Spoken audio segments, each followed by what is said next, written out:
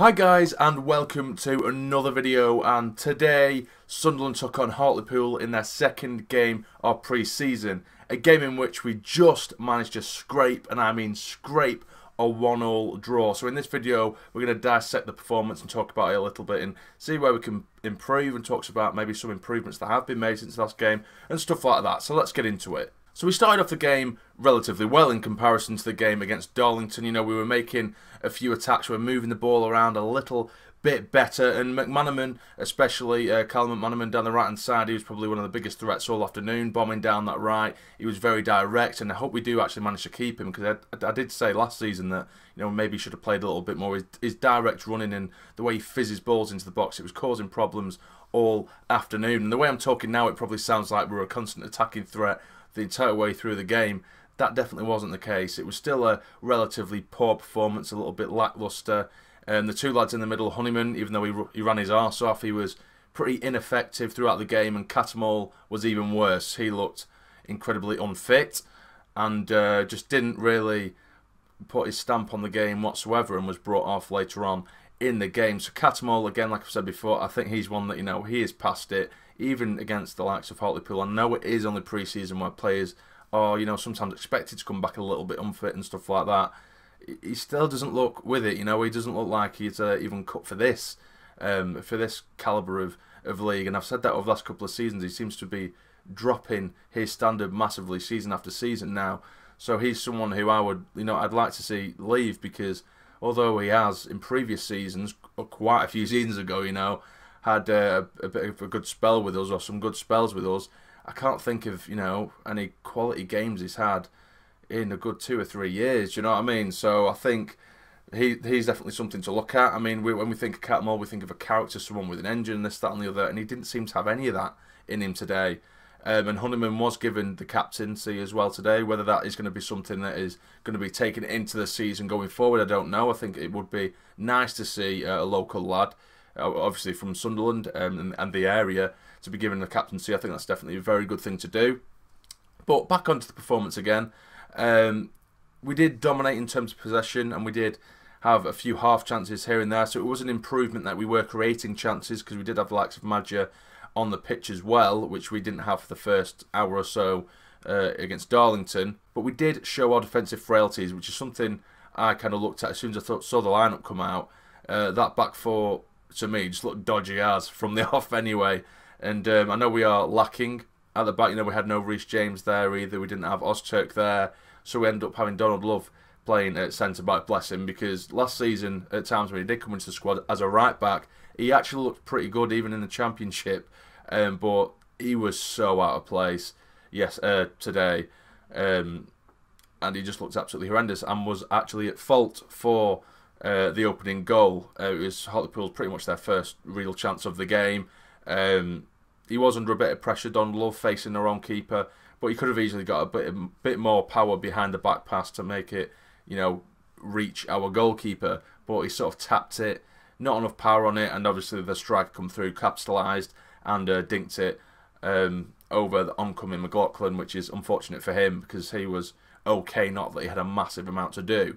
And as soon as that goal did go in, for the rest, or the remainder of the first half, for the last sort of 15-20 minutes, we just seemed to, you know, drop our heads, didn't look good enough at all, weren't making as many chances, and we're pretty goddamn poor again, which is a worry. But as the second half got underway, we seemed to have a bit more of a, you know, energetic feel to the game again. We know we got a bit more back into it. We were dominating again possession-wise, making a few chances here and there, all sort of half chances. Gooch had a decent chance, which is bent an effort just past the far post. Maguire, he had a decent chance as well on the edge of the area, which pulled back to him, and he's bent it high and wide.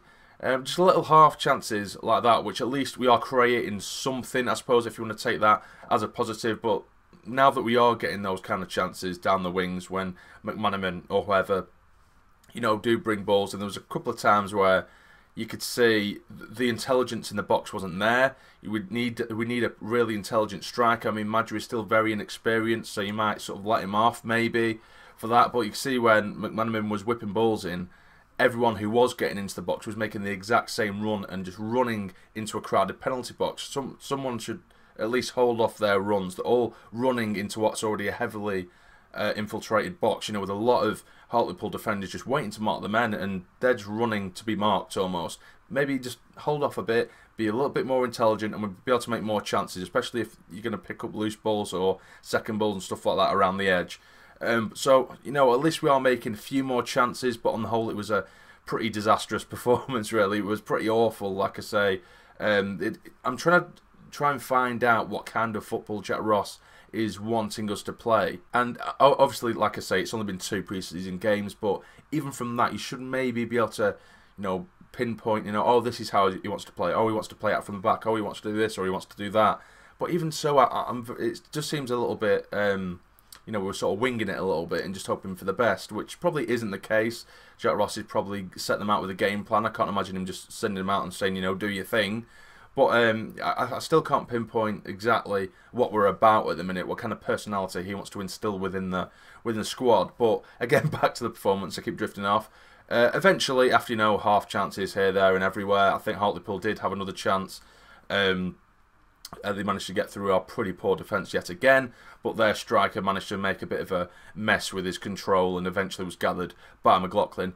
But with 10 minutes remain, we did bring on youngster Kim Pioka amongst some other subs as well. But I even said on the channel's Instagram, I said when I sort of put out the lineup before the game, I said I'm absolutely buzzing that Kim Pioka has been given a chance for this game, even if it is from the bench, because in the under-23s, he's been impressing me, and I'm sure a lot of other people, massively. He scored 7 goals in the last 3 games in the under-23s, and he scored some absolute bloody belters as well, and today he scored with what's probably the last touch of the game, or one of the last touches of the game. It was the last move of the game. He's picked it up about 25 yards out, couple of step overs. He looks so confident for such a young lad. Another Swedish lad, mind you.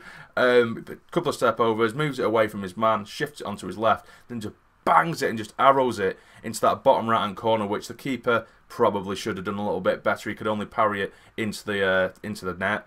But it was a fantastic little goal for him, and I'm really, really happy that he was given the chance, and it's good that we are giving youngsters chances, even though we probably don't have any other options at the minute with the lack of strength in depth that we do or don't have. But I'm really, really happy for him.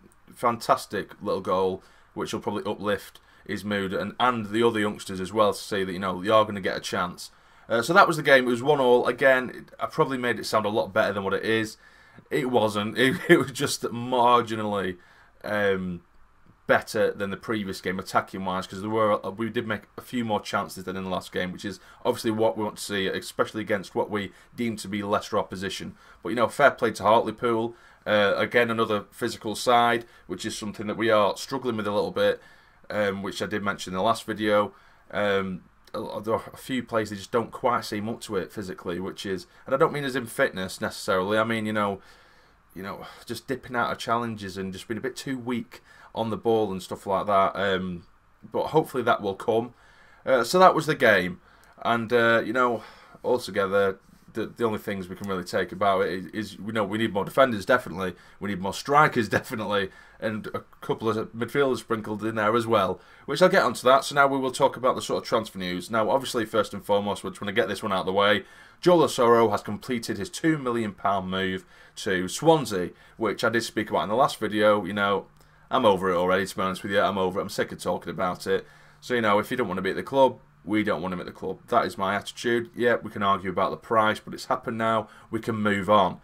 Now, with more transfers, we've been linked with obviously a bunch of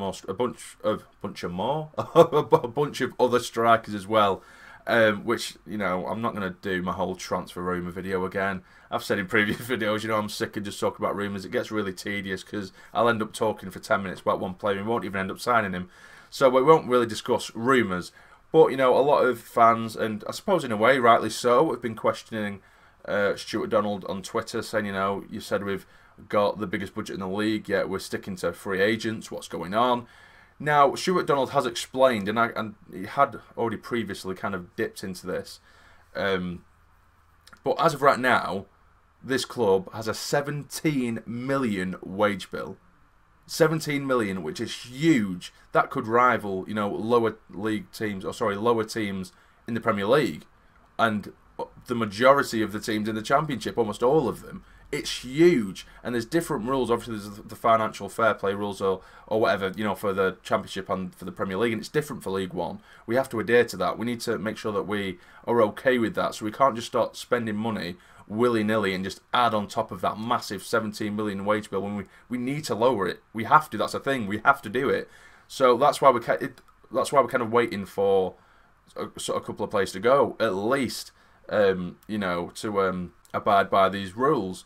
So what I'm gathering from that is that we do have the money there, but we're just being wise in not spending it willy-nilly and adding on top of this massive wage budget or massive wage bill. Because, like I've said, again, I've said in previous videos, if we start buying a load of players now, if we bring in another 6 or 7 players and don't actually get rid of some of these big earners, these massive wages that we need to get rid of, then we're going to be in a bloody mess.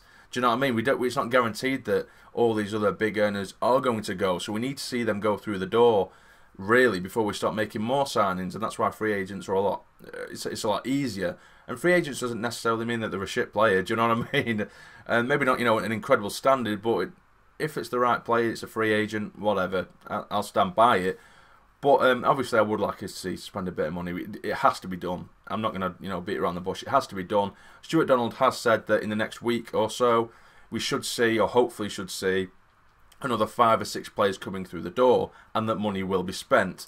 So does that mean that, you know, he's pretty confident that some of the big earners are going to leave during that time, and so, you know, in turn we can buy these players, or does that just mean that, you know, we're just going to bite the bullet and spend money and get some more players that we definitely bloody need? So in terms of the kind of players that I personally think we need, I think we need another couple of big bulky centre-backs, some no-nonsense centre-backs with a, you know, a bit of strength about and a bit of power. Because to be fair, Flanagan, I think with a bit of improvement, he could be a half-decent player. He was very vocal at the back today and against Darlington as well, which I like. He's a bit of a leader at the back, but again, he's someone, like I mentioned earlier, he does have his difficulties sometimes. I think he overdoes it on the ball a little bit, and he puts us in danger unnecessarily sometimes.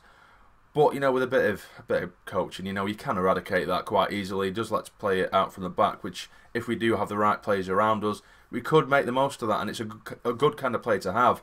But yeah, I'd like to see another couple of big, strong centre-backs in there, so that's 2. I'd like to see another central midfielder, another couple of strikers, and maybe another sort of winger, or even just another midfielder in general, central midfielder, to bulk that out a little bit. So if we are going to have 6 players, it'd be good to just get it right down the spine. A couple of centre-backs, a couple of midfielders, and a couple of strikers, which we're in such desperate need of. But that is going to be it for the video today, guys. Let me know what you think down below. If you have enjoyed, please hit the like button for me. It's massively, massively appreciated. And subscribe to the channel if you're not already, to become a fully fledged member of the Sarnie Army. But for now, you take care and stay jam it.